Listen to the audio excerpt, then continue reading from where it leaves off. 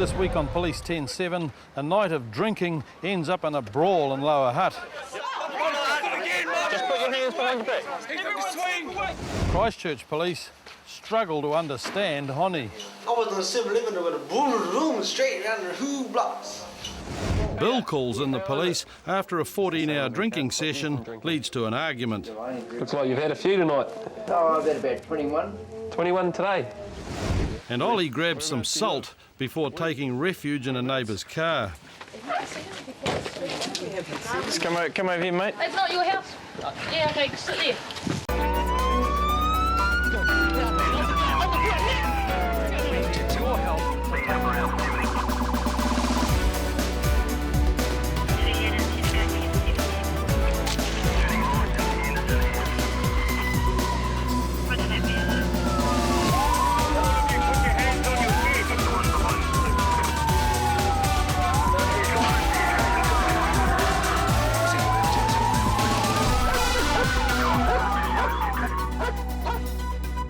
I22 10-7. Hamilton constables Craig Chapo and Jason Mackay have been called in after an argument between a guy called Bill and his transsexual flatmate. How is it? How you going? What's been happening? He drinks, you know, and I drink too, but all I drink is beer. But that thing had a flagon of wine, red wine. I don't know where I got it from, and all I had was that much left. And I drank a whole flagon of wine, and then away its mouth goes, and it just goes violent.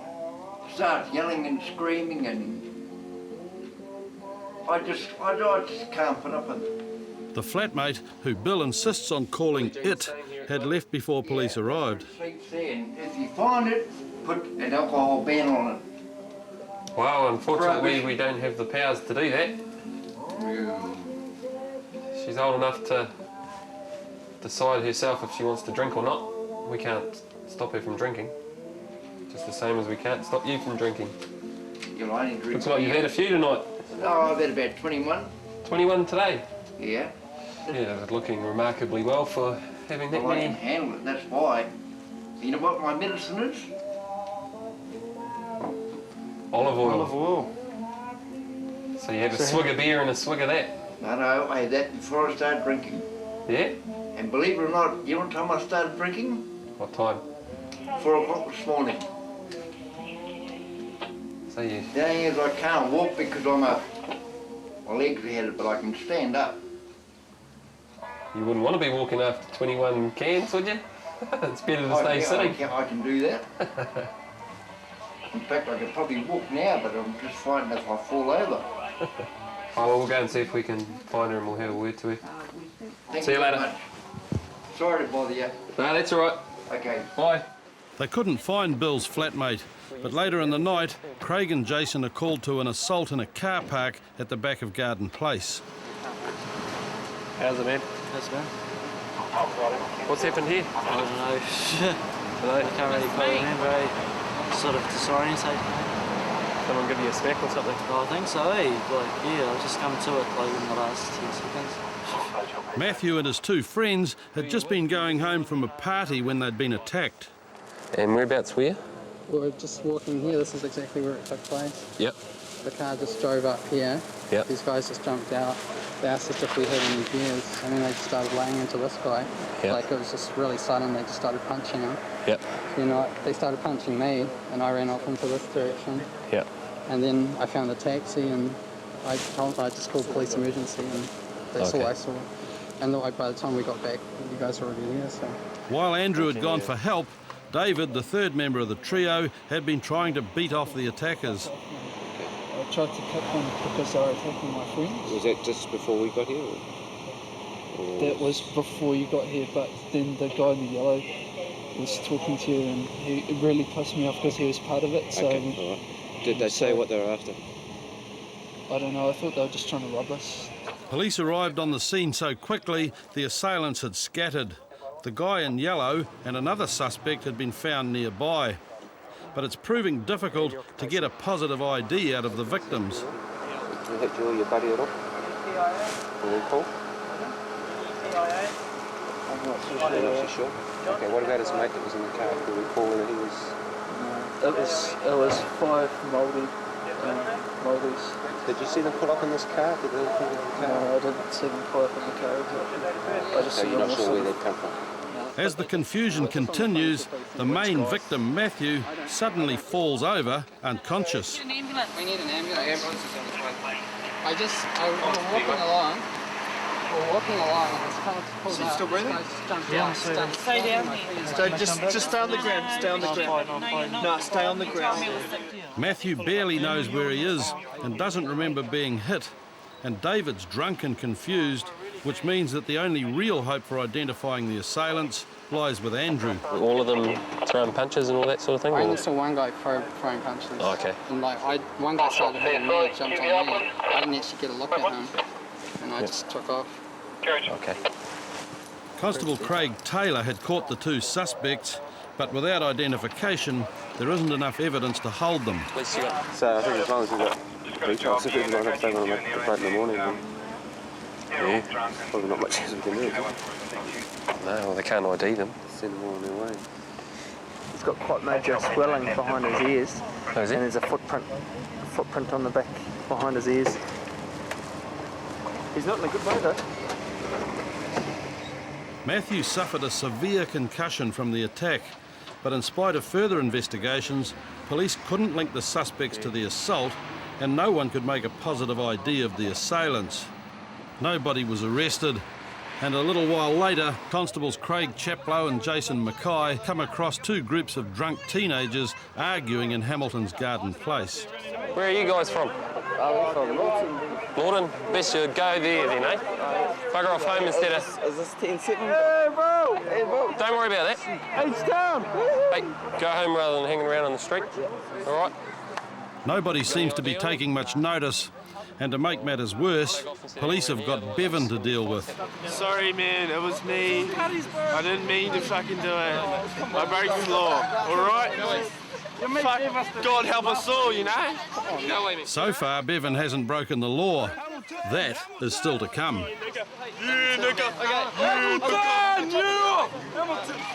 As everybody begins to move off, the argument between the two groups sparks up again. I think she's shaping up again. Although there's abuse flying in all directions, it could have ended here. But Bevan decides to go too far, leading to his immediate arrest for offensive behaviour. Boy, don't hold it by your fucking hand. Hey, get out of the way. Or she'll get locked up for obstruction, all right? Let him go, or she'll get locked up for obstruction. Get out of the car. Get out of the car. There you go. He's coming with us, all right? Stand up. Stand up. You can't do that, you know. Stand up. No, you can't. You You're under can't. arrest. You can't. You can't walk over like that, man. In the main street of town, alright? See this? Oh, it's wrong, isn't it? Isn't it? Isn't it? Get me on TV, man, please. What do you got in your pockets, man? Please. What do you got in your pockets? Bongs. P5, you know, the words. What do you got in here? Fuck if I know, man. Fucking shit. You've done for littering as well. Yeah. Why not? Why not, eh? You love it, eh? Bevan later signed a guilty letter and was fined $100. But now a call's come in about another drunk, and Constable Nerida Dodge and her partner are on their way to the scene. Basically a drunk man has entered somebody's house, gone right in there and helped themselves to food in the house and is now refusing to leave. When they arrive at the address, a strange situation has developed. He's in the car. The drunk guy has climbed into the homeowner's car and he's clutching a salt container. Hi. How's it going? How's it? Do you live here? You live here? No, he doesn't. They don't think you live here. Oh. I think you got the wrong house. Oh, sorry. Is this your car? No. Your car? Yeah, it's my mum's. Oh, okay. Do you know where you are? Yeah. Do you know where you are? Yeah, I know. You know. Was. This isn't your house, eh? Is this your car? No. No, not your house, not your car. No. What are you doing here? Hey. What are you doing here? Drinking. Why are you drinking here in this car in this house? Drinking. It's not your place, eh? Ollie's been drinking for some time, and he's apparently taken refuge in the car because he can no longer stand up. Just come over here, mate. It's not your house? Yeah, okay, sit there. Whereabouts do you live? Whenau? Whereabouts do you live? Here. You live here? Oh, we just need one. These people don't know you though. So, where's home for you? Who? Whereabouts is your home? Where's Mum? Not here. Not here. No, you tell us. Have you got any ID? You got a wallet, something with your name on it? Something? No. No ID? No. No. Where have you come from? Did you walk here? Yeah, man. Oh, where'd you walk from? From over there. From where? In fact, Ollie is completely lost. He'd just turned up and started eating food out of the homeowner's fridge, and now he's going to have to go back to the station. Hop in, mate. Hop in. Into the Me? car. Yes, you. Into the car. You're under arrest. Me? You need to go and sober up. Oh, fuck. Come on, mate. Ollie eventually pleaded guilty to unlawfully being in a building and was sentenced to 40 hours community service, and his wife later made him apologise to the homeowner. And after the break, Lower Hutt police are on their way to a fight outside a local bar. Don't staunch up to me, all right? Oh, not too tight. That's all right. But first, Christchurch police are looking for a hit-and-run driver. Didn't you even stop to see if they were okay? I hit them on the side. Yeah. Didn't you even stop to see if they were okay?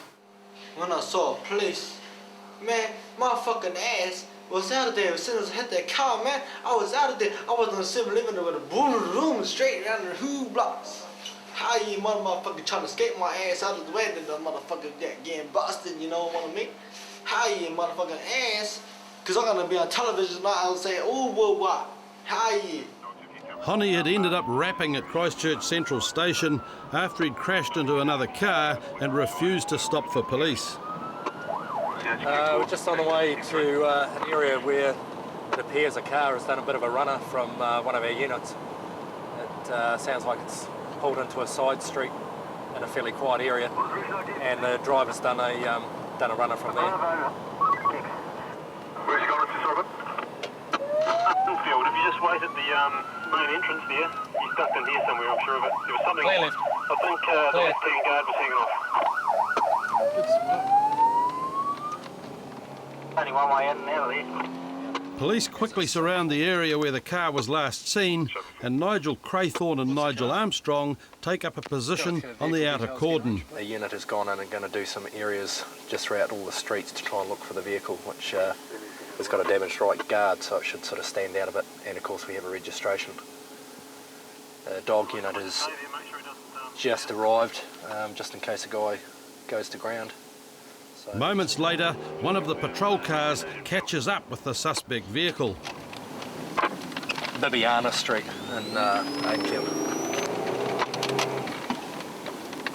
And Senior Constable Neville Sampson has got Honey, the drunk hit-and-run driver, in custody. You pissed me. Smash, mate. A few two cans. Whereabouts did you hit the car? And you freaked out and you took off. This is my first time I've ever had an accident. Didn't you even stop to see if they were okay? I hit them on the side. Yeah. Didn't you even stop to see if they were okay? Yeah, because there's a chance of someone just jumping out and giving me the mean-ass horn. Oh, I don't think that happens, not too often. It could happen, though.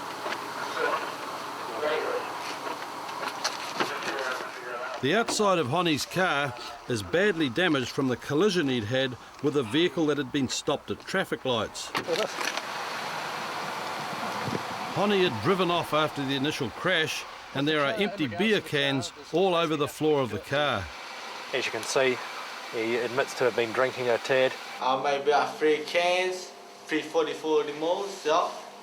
See, man, but motherfucking dumb motherfuckers, you know what I mean, jumped in the car when they were drinking at home, you know. It would be at home, you know, it's safe. Just fucking wanted to jump in the car and get his ass arrested, you know. He's had a few, so he'll be coming back to Central to just see exactly how far over the limit he is. And as if side-swiping another vehicle wasn't bad enough, Honey had hit an executive home just before he'd been caught.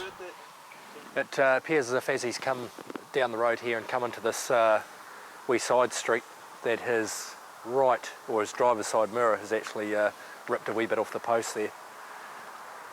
That hasn't been seen, that's simply by his own admission in regards to his fancy driving skills. Back at Christchurch Central, Honey goes through the usual drink driving procedures. Good job, that's it. Okay, man, the legal limit for you is 400. See that there, the first test 744. Can I show you? The second test 800. Yeah. Probably can't even see that here. Yeah. Okay. It's over by twice the legal limit. Honey was convicted on a charge of driving with excess blood alcohol, as well as for careless driving and failing to stop at the scene of an accident.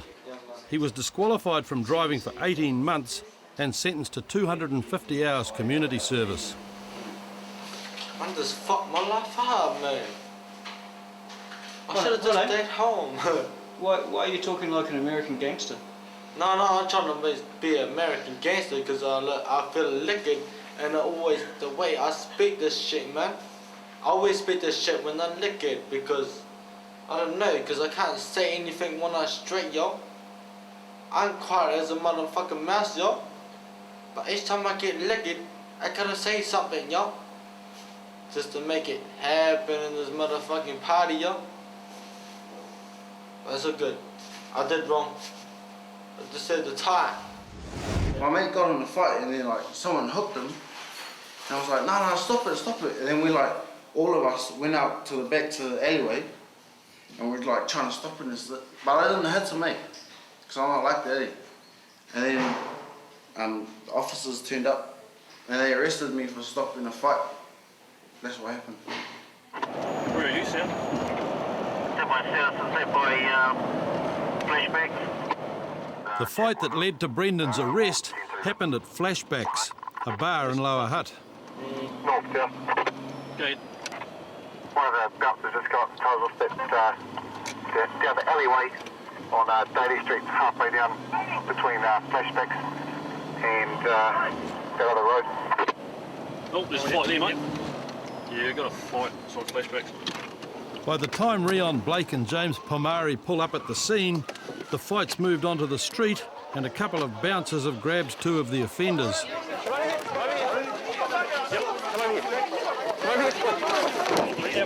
The bouncer's eagerness to get Stuart's head onto the bonnet makes a bit of a noise, but Stuart doesn't seem to notice. Again, Mum! Step away! Everyone swing! Step away! Do it now! Fuck that cunt! Yep. Stay here. While James Pomari cuffs Stuart and security guard Mike Woods holds on to another offender, Rion Blake's caught up with Jason. Just turn your hands. Over here. Just turn your hands. Don't staunch up to me, all right? Oh, not too tight. No, that's all right. Yes, all right. All right, you're under arrest for fighting in a public place, mate. All right? Both of you under arrest, so... You did, you were throwing punches. What? What were you doing? Don't defend yourself when you're in trouble, eh? Yeah, bash me. Go on, smash me. Don't be an idiot. With everybody claiming self-defence, Constable Nick Isaacs puts Brendan under arrest. You had a sit rep from here? Negative. We've got 3 in custody. Fighting stopped. You got still quite a big crowd on the street. So when you turned up, what's the story that was supporting them? These 2 were fighting that we've got. Yep. And everyone was joining in, so we got the main troublemakers. Although things have quietened down, there are still plenty of allegations flying around. Which one? This one over here? guy in the blue shirt and the guy in the white shirt, apparently they two started it down their road there. Did they? Yeah. Apparently, according to these guys here. Not to you? Hey? Did you see it? Yeah, this guy's seen it. No, did you? No, I didn't see it, no. Without any reliable evidence, all Rion can do is talk to the guy who's being blamed, but it appears he was only trying to help. You started it? Who, me? Yeah. I don't know what's going on. I was trying to stop my mate. Yeah? What were you doing? Just jump over here. Hey? I stopped my mate right here. Yep. Yeah. What were you doing? How did you stop him? Well, I just did is try to stop my mate from getting him in trouble. Why are people saying that you started it? Hey? Who? Hey? Tell me who, you know. Well, you don't need to know who. Back at the station, Stuart was beginning to realise how badly it had all turned out.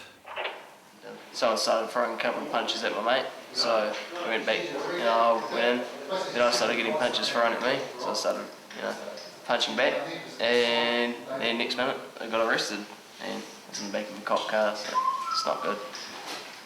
While Stuart's quietened down, Jason's still being difficult. No, come this way. He thinks Rion Blake's got the wrong man. Go on, take it. Hey? I'm not even a criminal. Only charge I've been here but done with was reviewing that drink driving charge. No. That's only charge. Only common assault. Hey? Only common assault. Of who? Just put it on there. How did you get the ripped shirt? Hey? How did you get the ripped shirt? If you weren't fighting. You were standing there when all those fucking cunts were dragging me and ripping and... When you were swinging? Hey? When you were swinging I with the other guy? I wouldn't swing with you around because I get done for assaulting a police officer or something. You know that. Jason and Stuart were charged with fighting in a public place and were both convicted and discharged. Brendan was let go a few hours later with a warning. Oh, yeah. Sells it. Next week on Police 10-7, Christchurch boy racers run into Constable Nigel Armstrong. This is your first time drag racing one of your mates, and you expect me to believe that? You're just begging to be locked up, really, aren't you? Misty attempts to befriend the police to keep herself out of trouble. If you're the most culprit, please go up and have a come across. Oh, that's nice to hear. And in Wellington, Jonathan is lucky to have an escape from an unusual parking manoeuvre. How fast do you reckon you're going? 60. 60k?